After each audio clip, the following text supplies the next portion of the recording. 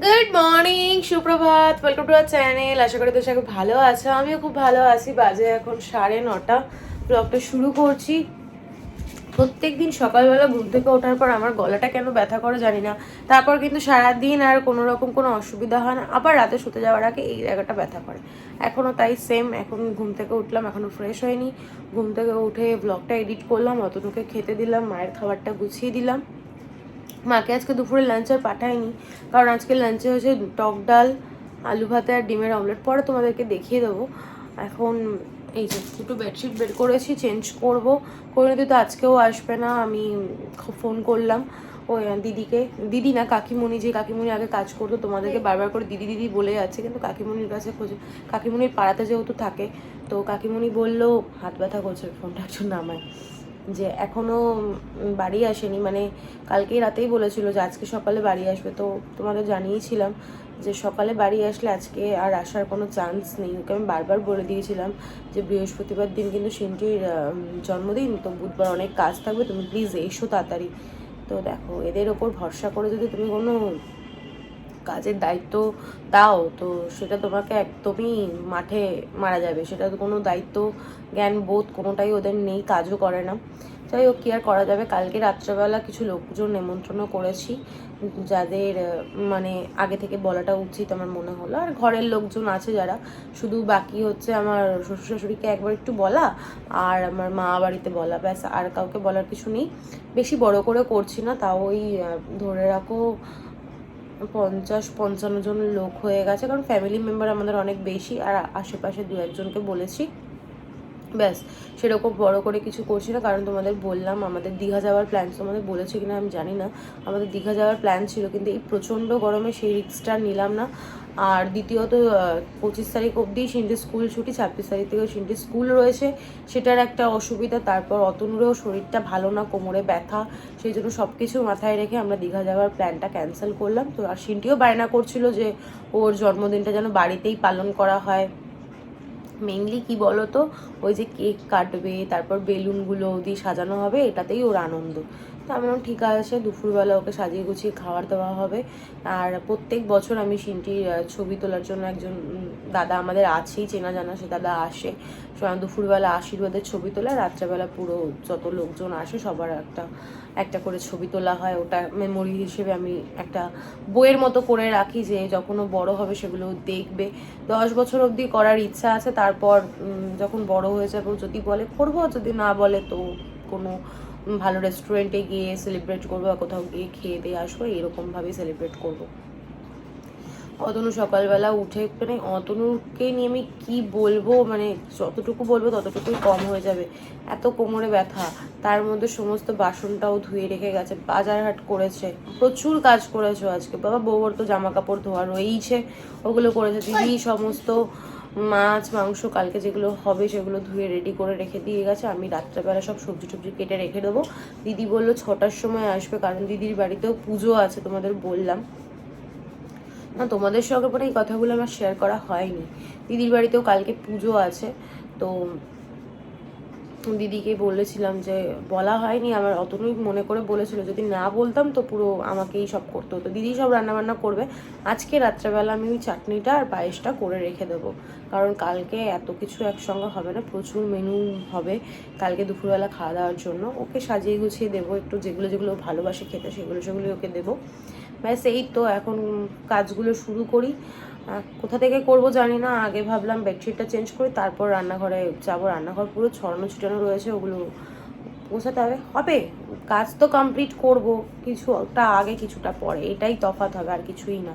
চলো, সবার আপডেট দিয়ে দিয়েছি, আর বাজে বক বক না করে দিনটা শুরু করি, ব্লগটা শুরু করি। তোমরা দেখতে থাকো আর সঙ্গে থাকো।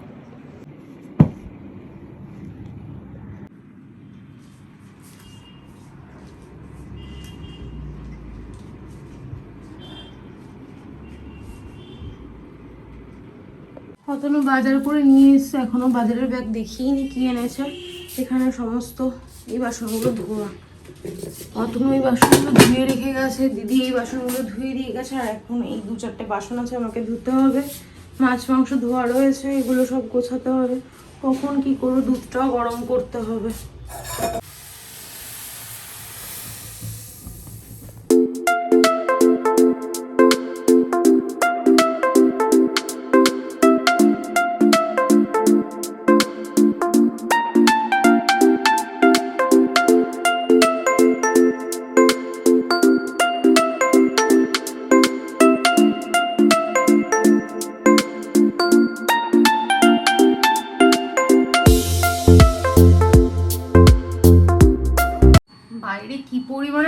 উঠেছে দেখো। যাই হোক, আমার এখানে সব কাটা ধোয়া হয়ে গেছে, রাতের কাজগুলো আমি এগিয়ে রেখেছি। এখানে আদা রসুন ছুলে রেখেছি, রাত্রেবেলা চাটনি করবো তাই আমটাও কেটে রেখেছি। চাটনি আর পায়েসটা আমি করে রাখবো, তোমাদের হয়তো আগেও বললাম। আর এখানে তরকারি হবে, তার জন্য আলু, মাংসের জন্য পেঁয়াজ, আর তরকারির জন্য পেঁয়াজ, মানে টমেটো, এখানে ভাজাভুজি সব, এখানে 9 রকম না সরি 8 রকম কাটা আছে, আর মাছটা দিলে 9 রকম হবে। আর এখানে আছে মাংসের আলু, সব কেটে ধুয়ে কন্টেনারে ভরে রেখে দিলাম। তাই সাধ্যের কাজ কমপ্লিট। এবার এগুলো ধোয়া মাজা করব, আগে খেয়ে নিই তারপর কাজ করব।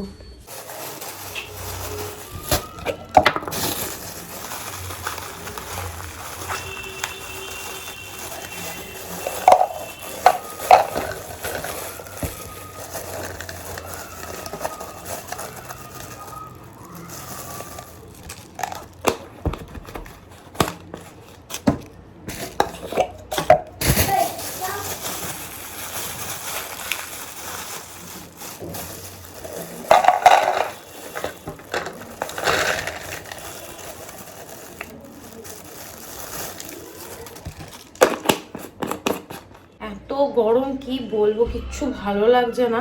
কি করব না করব কিচ্ছু বুঝতে পারছি না। এত গরম, দেখো গালের মধ্যে একটা গোটা উঠে গেছে। কতটা রোদ উঠেছে তোমরা একবার দেখো। রান্নাঘরের লাইটটা নিভিয়ে দিয়েছে, আর কি পরিমাণে আলো আসছে। রান্নাঘরে আমার খুব একটা আলো আসে না, রোদ উঠলেই আলো আসে, এরকম পরিমাণে রোদ উঠেছে। এখন খাবো, খেয়ে দিয়ে নিই, তারপর কাজকর্ম করব। এমনি ঘরের কাজ তো কিছুই করিনি, রান্না বান্না কালকে কি হবে সেগুলো কেটে ধুয়ে রাখলাম। এখন খাওয়া দাওয়া করবো, করে তারপর বাকি কাজগুলো করব। বেডশিটটা চেঞ্জ করেছি, গাছেও জল দিইনি, কিচ্ছু করিনি, শুধু ওই রান্নার কাজ করতে করতেই আমার 11:40 হয়ে গেছে। এখন খেয়ে তারপর কাজে হাত দেবো। চলো তোমাদের সঙ্গে লাঞ্চটাও শেয়ার করে দিই। কোনোদিন না আসলে পরে একবার যদি ইনফর্ম করে দিত যে আসবো না, খুব ভালো হতো। আশায় আশায় থেকে থেকে না আমার এই অবস্থা। আর মানুষকে বেশি লাই দিয়ে দিয়ে আমি একদম মাথায় তুলে নিই। এটা আমার খুব বড় দোষ, যে কেউ একটু ভালোভাবে কথা বললে, মিষ্টি মুখে কথা বললে না, তাকে আমি বড্ড কাছের আপন ভেবে ফেলি, কিন্তু পরে সেই আমাকে ঠকায়। এটাই হয়। এখানে আছে 2খানা ডিম সেদ্ধ, সিমটির জন্য সন্ধ্যাবেলায় খাবে সেই জন্য, আর ডিমের অমলেট। আজকে আমাদের একদম হালকা রান্না হয়েছে, আলু ভাতে, পটল ভাজা, পটল মাখাও হয়ে যাচ্ছিল। আর এখানে হয়েছে ডাল, আজকে পেঁয়াজের ডাল হয়েছে, টক ডাল আর হয়নি। চলো খেয়ে নি।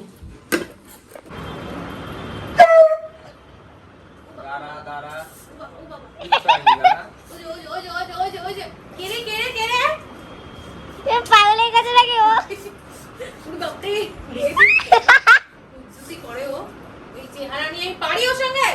বদলা খাসি।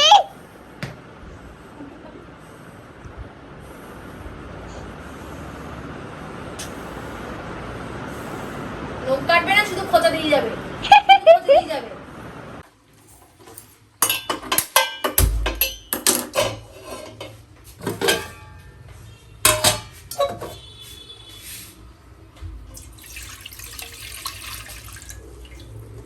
এখন সময় হচ্ছে 2:05। আমার কোনো কাজকর্মই হয়নি, রান্নাঘরেও পরিষ্কার করা হয়নি, কোনো ঘরেরই কোনো কাজ করা হয়নি। যাই হোক, দেখতেই পাচ্ছ আমি দুধটা গরম বসিয়ে দিয়েছি, দুধটা ফুটছে। এখানে একটু চাল ভিজিয়ে রেখেছি আর কাজু কিশমিশও ভিজিয়ে রেখেছি। কিশমিশটা কম ভিজিয়েছি, যত পছন্দ আমিও করি না, সিনটিও করে না। আর এখানে আম কেটে রেখেছি, আগে তো তোমরা দেখেছো। ভাবলাম রাত্রে করলেও করতে হবে আর দুপুরে করি, করতে তো আমাকে হবেই, তাই এখনই করে নিই, একবারে রান্নাঘরটা পরিষ্কার করে নেবো, তাহলে আমার খাটনিটা একটু কম হবে। কোনো কাজ হয়নি, সিনটির স্নান হয়নি, কখন কি করব জানি না। এখন এই বাসনগুলো ধোবো আর রান্না করব। তো ভাবলাম তোমাদের সঙ্গে একটু শেয়ার করে দিই। দুধটা ফুটে গেছে, এখন আমি ঘি মাখিয়ে চালটা দিয়ে দিই। ঘিটা কোথায় আছে, ঘিটা মাখিয়ে নি চালে। ঘি দিলে পরে পায়েসটা খুব ভালো হয়। আর আমার কাছে গুঁড়ো আছে, গুড়ের গুঁড়ো, সেটা দিয়েই পায়েসটা করব। গুড়ের পায়েস দেখতে আমার খুব একটা ভালো লাগে না, কিন্তু সিনটি বললো একটুখানি গুড়ের পায়েস করতে, তো ওর যেহেতু জন্মদিন, ও যেটা বলবে সেটাই করব। তো চলো এখন আমি পায়েসটা করি, তোমরা দেখতে থাকো।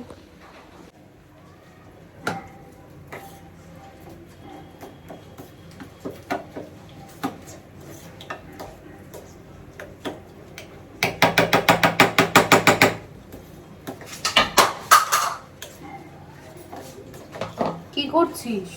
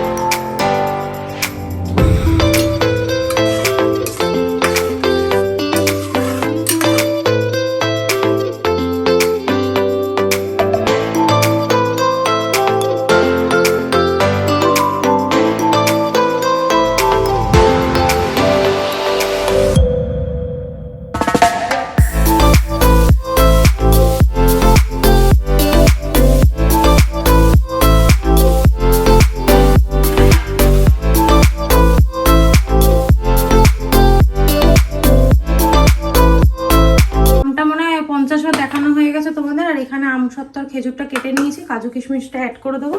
আর এই যে 5 ফোড়ন দিয়ে এবার তাড়াতাড়ি রান্নাটা শুরু করি। অনেকটা লেট হয়ে গেছে, আজকে কখন যে কাজ কমপ্লিট করব আমি নিজেও জানি না।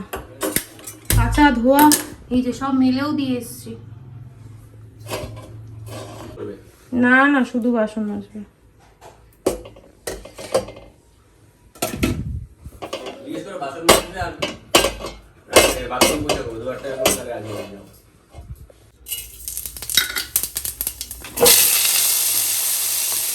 এদিকে আমার চাটনিটাও অলমোস্ট হয়ে গেছে, এখন বাজে 4:15।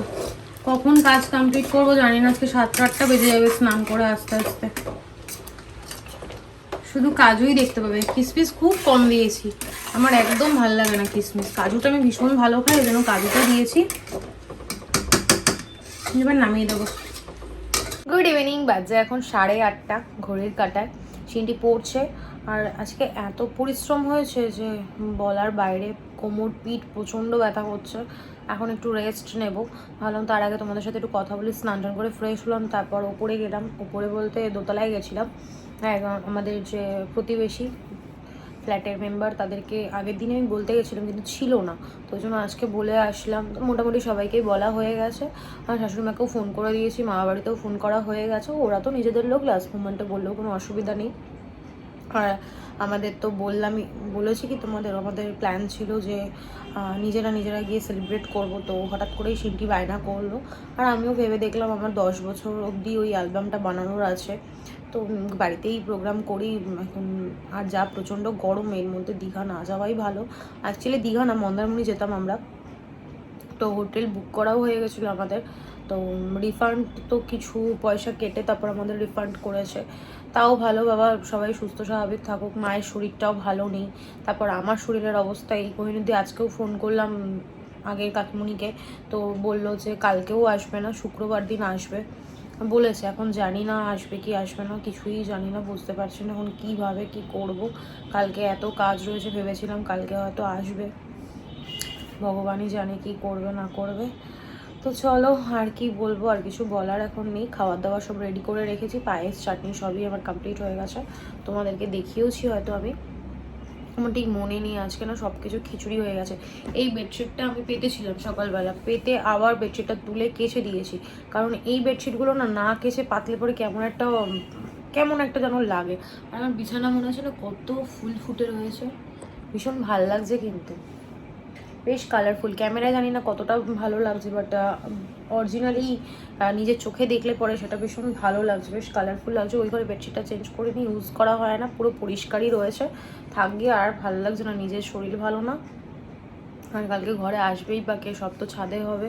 আগের বছর প্রত্যেক বছরই এই ফ্ল্যাটে আসার পর প্রত্যেক বছরই ছাদেই প্রোগ্রাম করা হয়। ভেবেছিলাম যে পার্সেল করব, সবাইকে দিয়ে দেবো। তারপর যে মেনু আমাদের ঠিক করা হয়েছে সেটা ঠান্ডা হয়ে গেলে পরে তখন মানে ভালো লাগবে না, তো পুরো বেকার হয়ে যাবে। ওই জন্য বসে খাওয়ানোটাই ঠিক করা হলো, ব্যাস এইটুকুই। চলো, পরে দেখা হচ্ছে। আজকে রাতে আমাদের ডিনার মাটন বিরিয়ানি, দাদা বৌদি থেকে আনা হয়েছে, কিন্তু একে দেবো না, দিতেই হবে। নো। ইয়েস। আর কিছুক্ষণ পর তারপর সিনজি, happy birthday to you, happy birthday to you. পাগলি। এখন সময় হচ্ছে ঘড়িতে 11:40। আর ওর নাম কি যেন দিয়ে গেল, দেবজিৎ এসে সন্ধ্যাবেলায় কেক দিয়ে গেছে। রাতে যে কেকটা কাটিং হবে সেই কেকটা, আর কালকে যে কেকটাও কাটবে সেটা তো অতনু অর্ডার দিয়েই এসছে। কালকেটা মনে হয় যখন কেক কাটবে তার কিছুক্ষণ আগে কিনে। সিনটি ওটা ধরো না, নষ্ট হয়ে যাবে। আর আমরা এখানে সমস্ত কিছু রেডি করে রেখেছি, যেই 12টা বাজবে আমরা কেক কাটিং করবো। চলো, কেক কাটিং এর সময় আবার দেখা হচ্ছে। আমাদের ডিনার কমপ্লিট। আমার না বিরিয়ানি খেতে ইচ্ছা করছিল, তো অতনুকে বলেছিল একটা বিরিয়ানি অর্ডার করে দিতে। দাদা বৌদি থেকে একটা বিরিয়ানি তোমাদের দেখালাম। তো ডিনার মানে ওই একটা বিরিয়ানি দিয়ে আমরা 3 জনে ডিনার করেছি, কারণ আমি একদম একটুখানি খেয়েছি আর অতনু সিঁড়ি বাকিটা খেয়েছে। চলো, পরে দেখা হচ্ছে। এই হচ্ছে সিন্টির বার্থডে কেক। হাসি দেখো না, বেকার ছেড়ে দাও। কি হবে একবার দেখবো।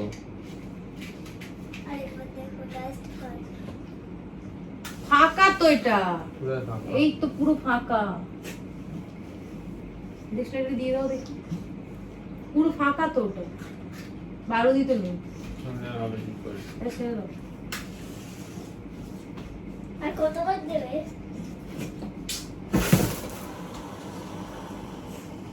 ভালো যাচ্ছে, একবার ধরে দিলেই হবে। Happy Birthday to you, happy birthday to you, dear Shinti, happy birthday to you. ধরো।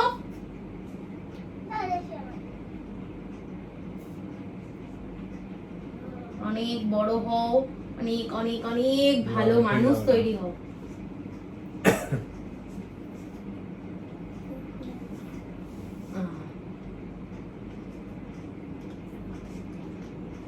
নাও বলো, এদিকে আসো, এদিকে আসো। খাইছে খাইছে আমি খাইয়ে দিই। করো। গোলাপের পছন্দ। ওটা খেলো, আমারটা খেলো না।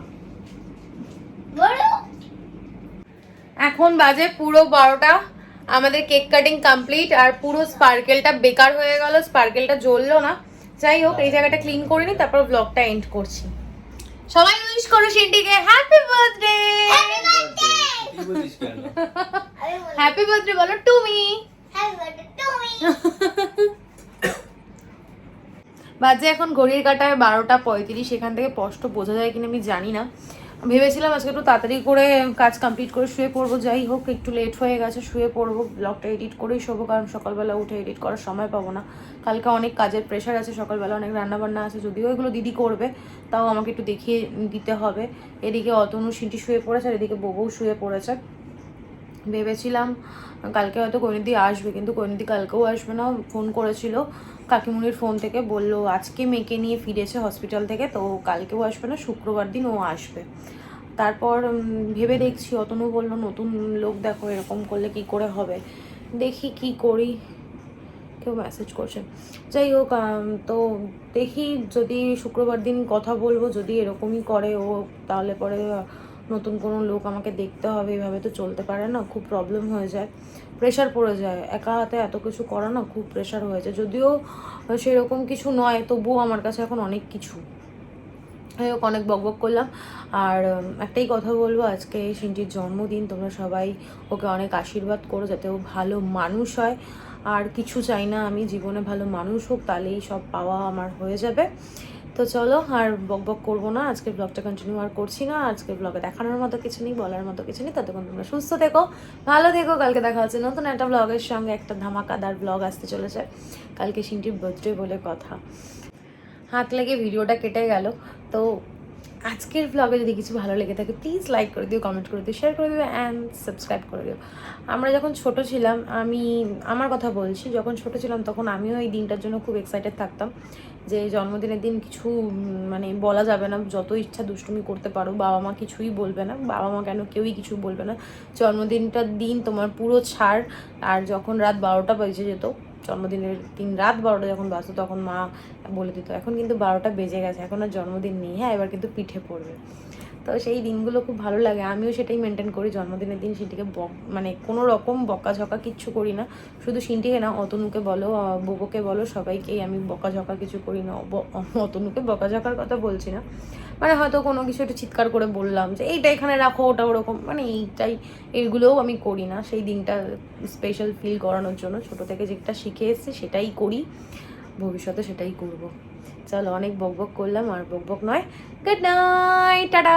আর তোমরা সিন্টিকে অনেক অনেক ভালোবাসা দিচ্ছ, আমার খুব ভালো লাগে, সিন্টিকে অনেকে কমেন্ট করে, সিন্টি বউ সবার, মানে এদের কমেন্টগুলো যখন পড়ি না, এদের সবার কমেন্ট যখন পড়ি, তখন ভীষণ আনন্দ হয়, আর একটাই চাওয়া পাওয়া, যাতে ও জীবনে ভালো মানুষ হয়, ব্যাস এইটুকুই, আর কিচ্ছু না। তারপর তো পরেরটা পরে, ওপরে একজন আছে, সেই দেখবে সব, তাই না? টাটা।